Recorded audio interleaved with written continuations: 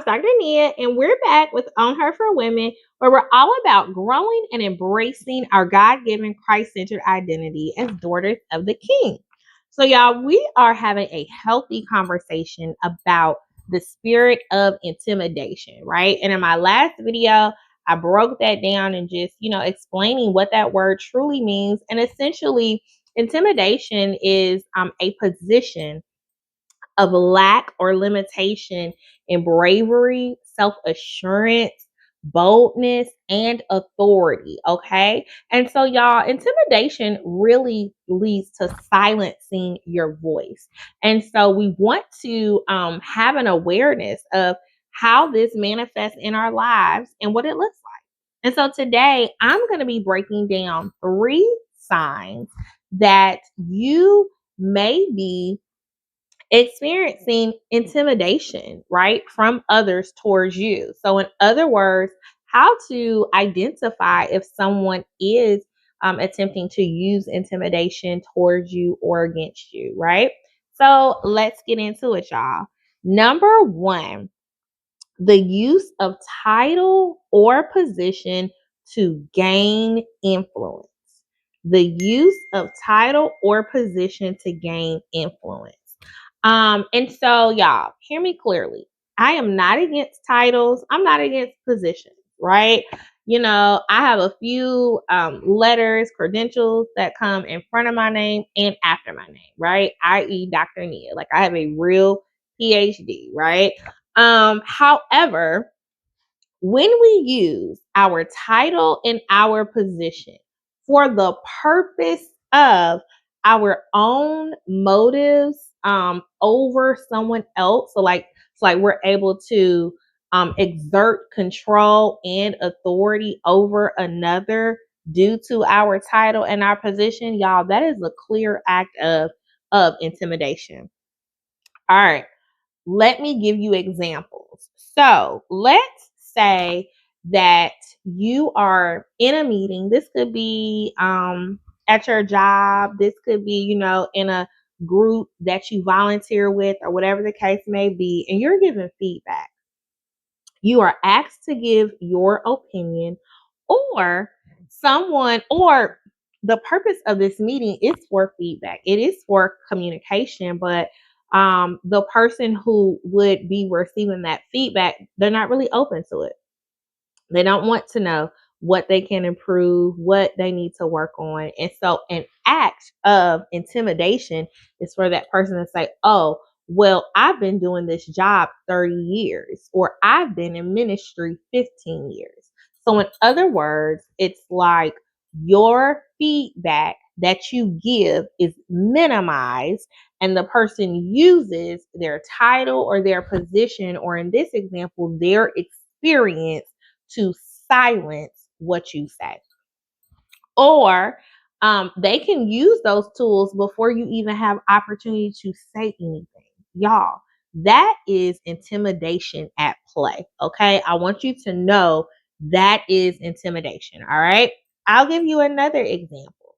Let's say you're having a conversation with your mom or a loved one in your life, and there's something that, again, maybe you're giving feedback to them or you're just expressing something, and they say to you, hey, i'm I, I'm the mother, you're not. I'm your mother. Now, it may be true that, yeah, this is 100% your mama, just like it can be true that, yep, this person has had 30 years of experience, 30 years in this title or this position. However, it's not what they're saying, it's what is the intention in you saying it. So if I'm expressing my feelings to you, and again, it's in a respectful way, I'm not calling you out your name, I'm not raising my voice, I'm not expressing these things to be hurtful to you, but you just simply don't handle feedback well, and you say, I'm your mama, you're not saying that to me because I don't know that I'm talking to my mom, right?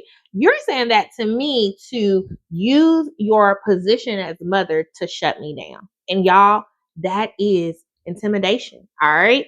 So when title and position are used to silence you. That is intimidation at work. All right. So that's the first sign of intimidation.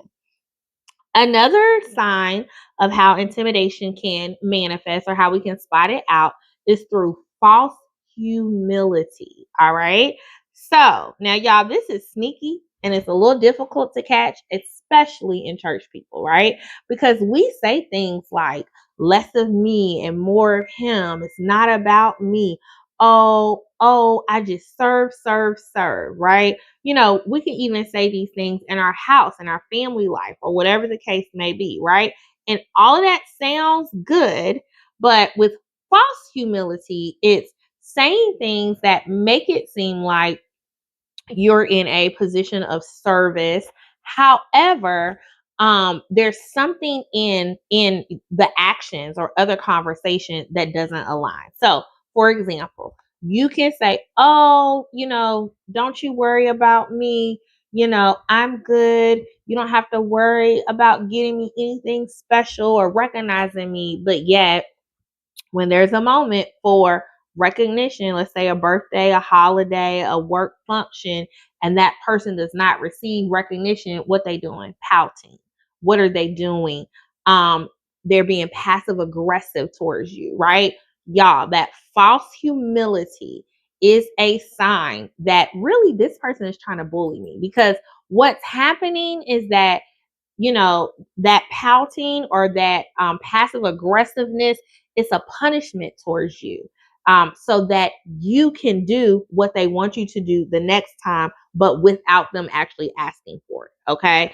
So it's a very manipulative tool, but I'm here to tell you, when those things are happening, y'all, intimidation is what's going on. And we have to know that, like, okay, this is something that's putting me in a position of lack and silencing me, and I want to fight back against that. All right. And so then our third way to recognize intimidation and when it's at play is to listen to what someone is not saying. Now, I just gave you really some examples of that with false humility and how that operates. Someone says one thing, but then those actions show something else. So this is also similar, but really here I'm really talking about accountability. So I want y'all to listen to people being able to admit their wrongs and call their own fouls, right? So again, I like sports. And since I've been married, like, that's definitely heightened. And one of my irritations is when I watch a game, particularly basketball, and you just fouled somebody. You just did something. And the ref calls you out on it, and you like, oh, like, ref, I didn't do it. It's like, come on. Like, you did it, just own up to it, right? So just in our everyday life, y'all, there are offenses that you and I do. We offend people, okay? Sometimes it's not intentional, but even if it's unintentional, you still do it, okay? And calling your own fouls, y'all, it's just recognizing whenever stuff happens, as well as recognizing room for growth and feedback. When you have conversations with people, particularly after, again, things have happened, events have occurred, but they have no feedback, like none.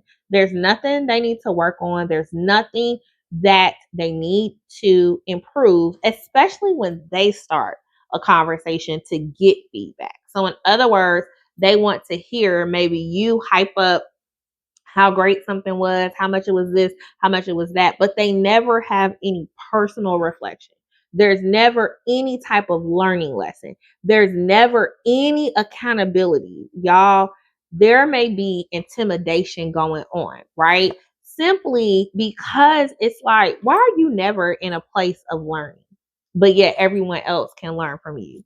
Why do you bring up conversations and scenarios where the feedback is going to be centered on you, but again, there's nothing that needs to be uprooted, adjusted, etc.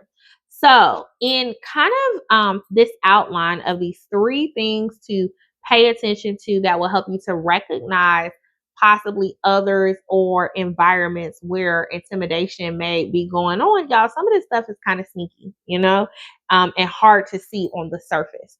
So I want for each of us to do the work of just investigating, all right? Investigating, like, all right, Lord, I want to tune in a little bit more. I don't want to operate in a way where I am suspicious. In no way am I saying that, but I do want to use discernment and wisdom so that I am showing up, my voice is heard, and I will not be silenced or fall a victim or prey to intimidation, which also, y'all, ultimately leads to manipulation. All right. So I hope that this was informative for you. We will continue to delve into this topic more and more and more. And I will see you soon. Know that God loves you, and so do I.